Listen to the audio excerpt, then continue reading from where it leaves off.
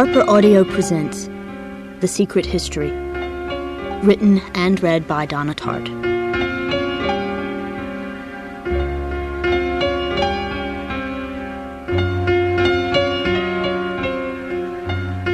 For Bret Easton Ellis, whose generosity will never cease to warm my heart, and for Paul Edward McGlowan, Muse and Mycenas, who is the dearest friend I will ever have in this world. I inquire now as to the genesis of a philologist, and assert the following. 1. A young man cannot possibly know what Greeks and Romans are. 2. He does not know whether he is suited for finding out about them. Friedrich Nietzsche. Unzeitgemaße Betrachtungen. Come then, and let us pass a leisure hour in storytelling, and our story shall be the education of our heroes. Plato, Republic, Book 2. Prologue. The snow in the mountains was melting, and Bunny had been dead for several weeks before we came to understand the gravity of our situation. He'd been dead for 10 days before they found him, you know. It was one of the biggest manhunts in Vermont history. State troopers, the FBI, even an Army helicopter. The college closed, the dye factory in Hampton shut down, people coming from New Hampshire, upstate New York, as far away as Boston. It is difficult to believe that Henry's modest plan could have worked so well, despite these unforeseen events. We hadn't intended to hide the body where it couldn't be found. In fact, we hadn't hidden it at all, but had simply left it where it fell, in hopes that some luckless passerby would stumble over it before anyone even noticed he was missing. This was a tale that told itself simply and well.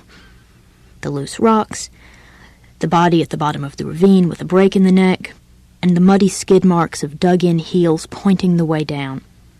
A hiking accident. No more, no less.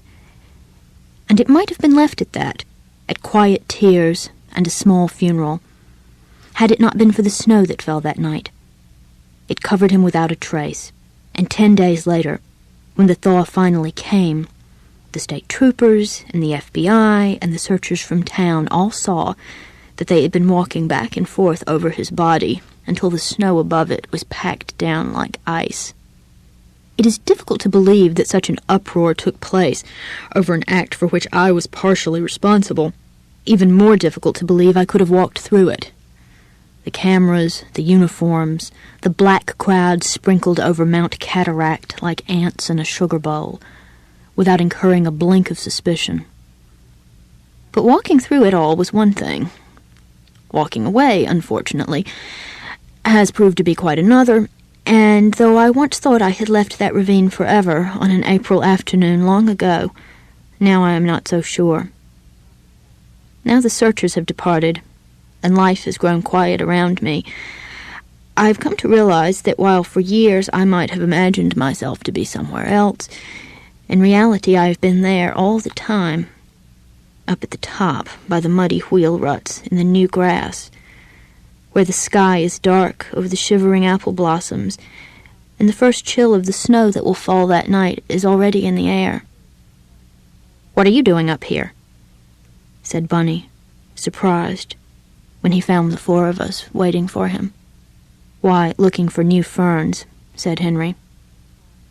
And after we stood whispering in the underbrush, one last look at the body and a last look round, no dropped keys, lost glasses, everybody got everything, and then started single file through the woods, I took one glance back through the saplings that leapt to close the path behind me.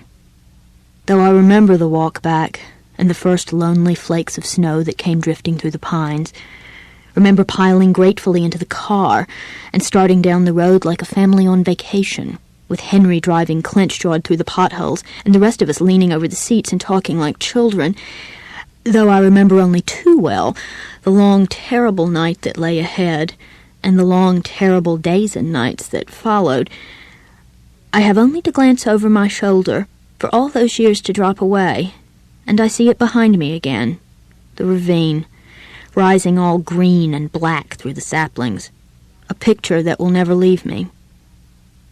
I suppose at one time in my life I might have had any number of stories. But now, there is no other. This is the only story I will ever be able to tell.